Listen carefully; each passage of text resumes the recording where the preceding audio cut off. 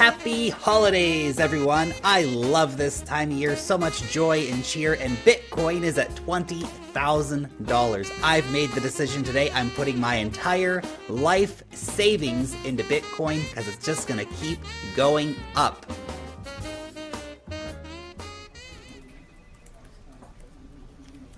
Okay, so look, Bitcoin's not doing so well these days. I've found the new thing. It's Ripple. I've moved all the Bitcoin into XRP now. I'm gonna be okay. Russell, are those reports ready yet?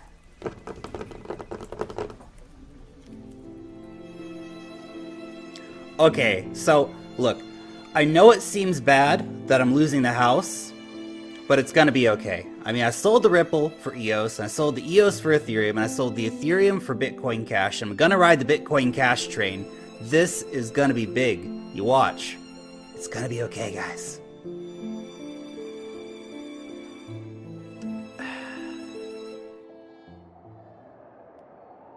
Okay. I know. Oh, it's gonna be hemp coin. No, banana coin. Hey, you got a quarter, man? You got a quarter? Hey, dude, I can get you 25 tokens for a quarter, man. I'm telling you, this is gonna be the next big thing. Trust me, I know what I'm doing.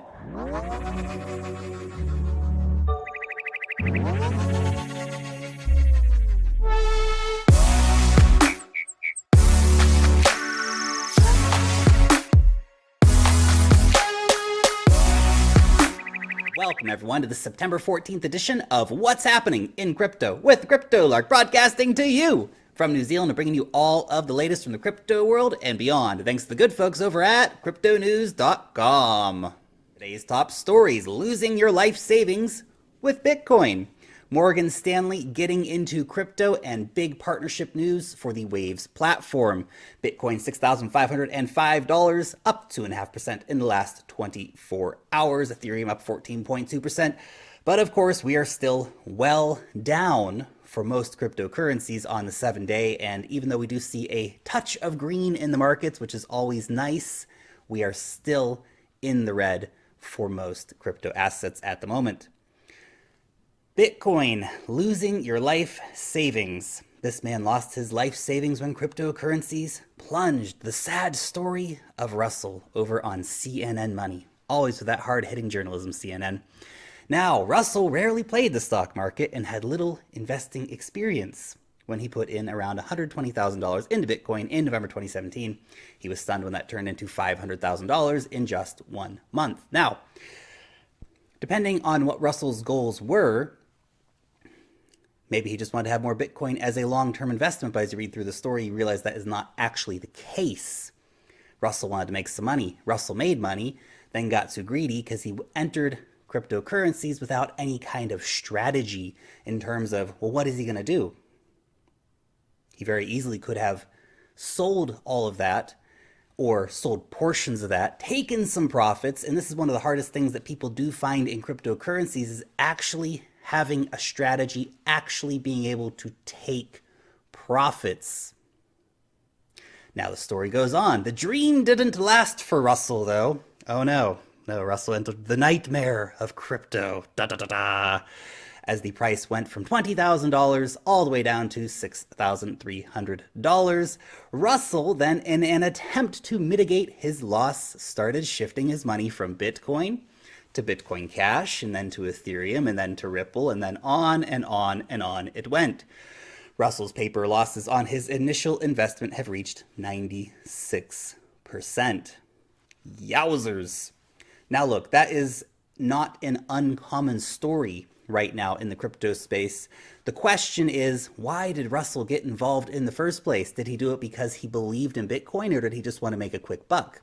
Because if he wanted to make a quick buck, he had the opportunity, lost the opportunity, and now has been playing losing trades, doing the classic, buying high, selling low. When that gets low, you jump to another coin, buy that high, sell that low, and down and down and down you go. This can be a very dangerous game for the uninitiated. And to get initiated, you have to walk across a bed of hot coals. So, welcome to the party, Russell. I hope that you don't let this knock you out of the markets completely, but you have to be strategic. You have to think and be willing to take profits in crypto. Thanks, CNN, for the inspirational story. Bloomberg says that the crypto crash of 2018 is now worse than the dot-com contraction. Now, the dot-com contraction was actually a 78% market correction, whereas currently the cryptocurrency market has lost 80% of its value, with some of the big ones down, of course, over 90%. This is not so crazy for the crypto markets, though. And if we look, for example, at the crypto market crashes of 2014 and 2016, we can see some interesting data, actually, that we did see the crypto markets in 2013, for example, go down 81%. Later on, 2013, we had down 85%. And we had much longer bear markets in the past. Currently, the bear market, yeah, we're down quite a bit, but it may not last as long this time. There's so many bullish stories and so much infrastructure being built out that it's crazy to think that the prices are where they are, which of course, as we reach this point of maximum fear and maximum capitulation by investors in the market, now, of course, we go back to that classic Warren Buffett line, be fearful when others are greedy and greedy when others are fearful. Crypto is having its most positive month in history, says Joseph Young. When will the prices reflect it? CZ from Binance come out saying that Citigroup is looking into custody. We have Gemini's fully audited licensed stablecoin, which is very big news indeed. EU Commission says crypto is here to stay. NASDAQ building crypto analytics tools. And on and on and on it goes. There is so much positive news right now for the crypto markets that it's actually kind of ridiculous that we still see these price struggles going on when you see all these things happening. And that's just the tip of the iceberg. We have BACT coming up in November. Maybe that will be delayed. Maybe it won't be delayed. Bitcoin ETFs are going to happen at some point. The fact that there are so many people trying to get these Bitcoin ETFs is in of itself encouraging. Now, ICO funding, though, has followed along with market trends, dropping to the lowest level we've seen in 16 months. It is a very hard time for ICOs right now. From what I've seen, particularly with all of you guys out there in the audience, ICOs are not a hot topic at the moment, and a lot of ICOs, when they do come to market, are not doing super well. So a lot of ICOs are delaying their fundraising or doing different things like this, waiting for better market conditions. But the interesting thing is, even though we've seen a lot of stories going around recently about ICOs that are dumping all of their Ethereum at the last minute trying to get out, they raised when Ethereum was worth $1,000, now they're dumping it at 190 or 180 or whatever it might be. That speaks to the fundamental lack of discipline of some of these startup companies. And this is one thing you have to keep in mind with ICOs. ICOs are startups. Startups are going to fail, a lot of them, because they're not financially prudent, they can't get to the market's not ready for them, whatever it might be. But some teams are in it for the long run. This actually goes over some of the ICOs that have been quite diligent with their funds and are still well poised to make good moves moving forward, even though their token may not be worth very much at the moment. Now, the one they talk here about most is actually 10x. 10x currently having $100 million in their war chest, which is a very impressive amount of money. So they've cashed out a lot of that to fiat. They're also holding a substantial amount of Ethereum still. But this is one thing that I feel like a lot of ICOs don't take seriously enough. If you raise that money, you got to make sure you keep that money. Morgan Stanley. Bitcoin derivatives are ready to go. Now, recently, of course, we saw Citigroup is bringing out their own Bitcoin-related product. Morgan Stanley now also bringing out a Bitcoin derivative. These complex financial instruments are apparently what institutional investors want to have to feel safe investing in crypto. Bit of a tin hat thought.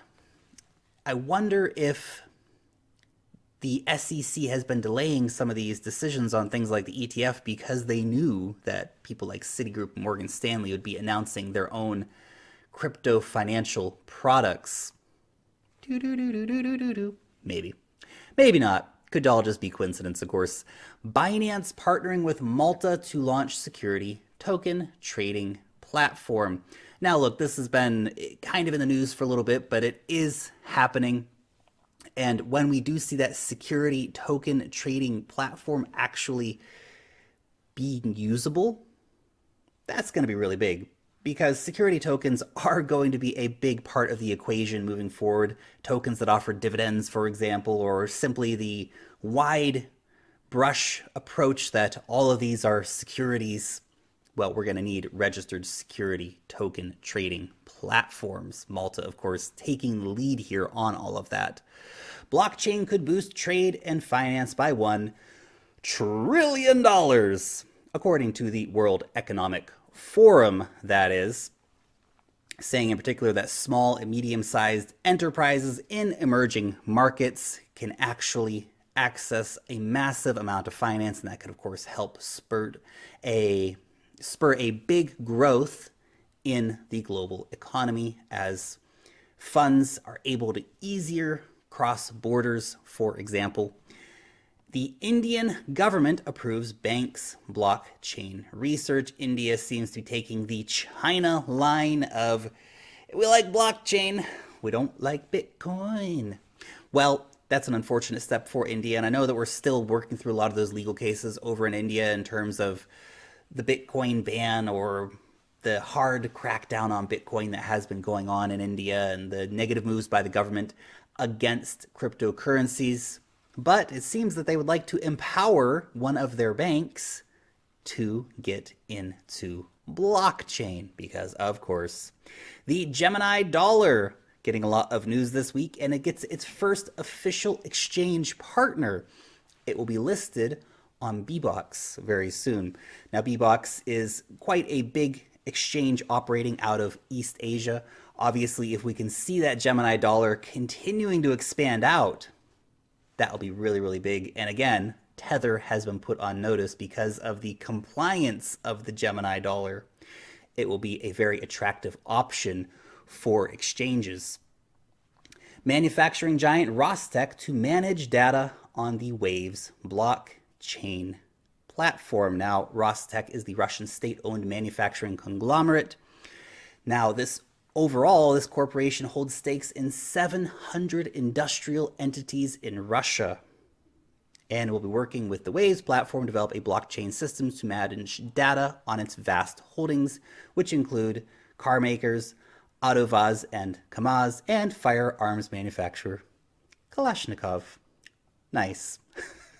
AK-47s are going on the blockchain, guys. What amazing times to live in. And the Waves platform, also another very exciting announcement. The CEO, Sasha, has started negotiations with the Maltese government concerning Waves accreditation to work within the territory of the state. Very exciting times for Waves and for Malta, apparently, both at the same time. Thanks so much for watching today's episode. Let me know what you think about any of the news stories down below in the comment section. Thumbs up the video, subscribe to the channel, hit that bell, stay up to date with all of the latest in the crypto space. Join the conversation over on Twitter, Telegram, or Steemit. Long live the blockchain, and peace out till next time.